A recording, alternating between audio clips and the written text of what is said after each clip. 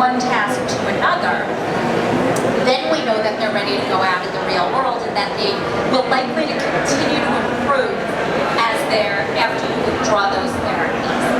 And so what we're going to look at today is, can we perform task-specific practice while still developing a skill?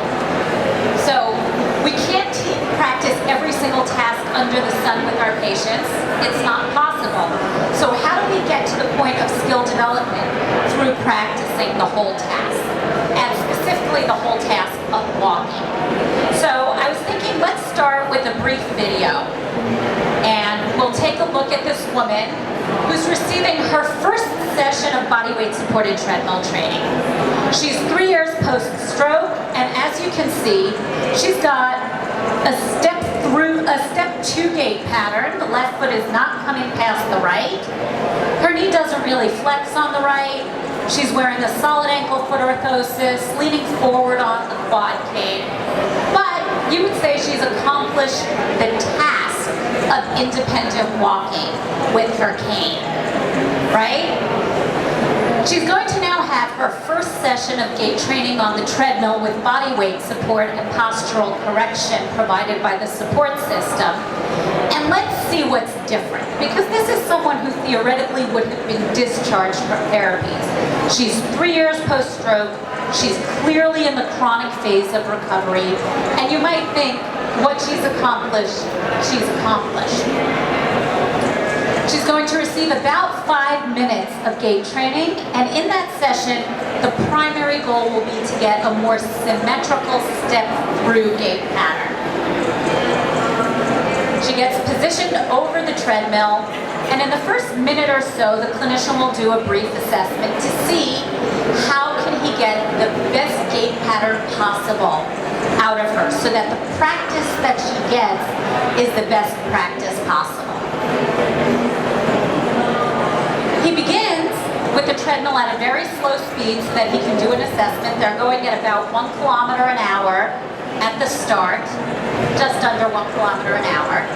And he starts out with contact at the distal thighs, thinking maybe if I prolong her stance time, she'll be able to step through. And while that accomplishes that goal, what he notices is that to clear on the right, she's catching her toes and then circumducting. It's a little hard to see because his leg is in the way. So he decides to provide a little cue at the knee on the right, thinking perhaps if she flexes her knee more, she'll clear in the sagittal plane.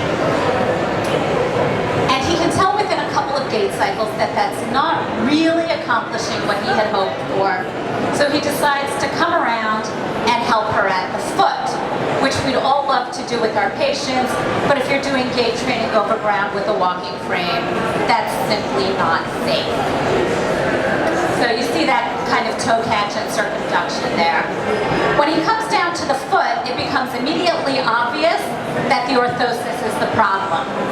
She's locked into 90 degrees at the ankle, and so when her hip extends and her knee flexes in pre-swing, her tibia cannot advance over the foot in close kinetic chain dorsiflexion, which causes her toes to catch. So they decide to take the orthosis off and replace it with an elastic bandage. And now you can see that her tibia can advance over her foot in close kinetic chain.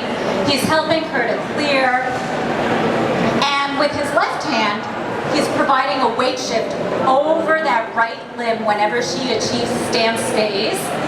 So at heel strike, he shifts her over and doesn't allow her to weight shift away until she's achieved a true trailing limb posture with hip extension in stance, knee flexion in pre-swing, and ankle dorsiflexion in late stance prior to heel rise. And I want you to pay close attention to those ideas. Hip extension in stance, knee flexion in pre-swing, and ankle dorsiflexion prior to heel rise. Those are 3 components of an efficient gait pattern that are extremely difficult to elicit in people with neurological conditions. He can periodically stop providing the weight shift to see if she's integrated it on her own. And he's still providing assistance to clear, don't get me wrong. she hasn't integrated the change, he can go right back to helping out. If she misses a gait cycle or two, it's not a problem. She's perfectly safe because she's suspended from overhead, and we know the importance of error in motor learning. The problem is we don't allow our patients to make mistakes because they can be quite critical. He periodically lets go to provide a cue to take a longer swing on the left in order to lengthen her stance on the right. And during the approximately 5 minutes of gait training that she's been receiving, they've just about doubled the speed of the treadmill.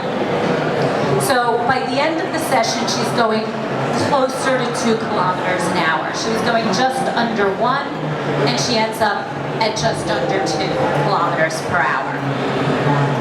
Remember, this is her first session, and she's 3 years post-stroke.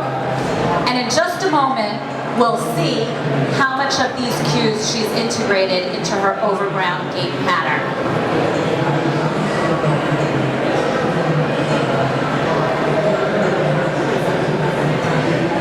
And I want you to think about how you would have trained this person without the treadmill and body weight support.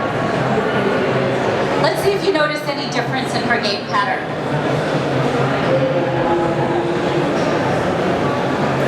What do you see? She's swinging past on the left. Her left leg is coming past the right. I'm seeing more knee flexion on the right in pre-swing. Perhaps a little less forward lean on the walker. Do you want to see the pre and post again back to back? I thought so.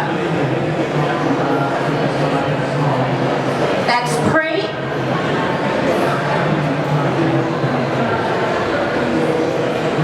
So it's clearly step 2. There's really little to no knee flexion on the right, and some forward lean on the cane.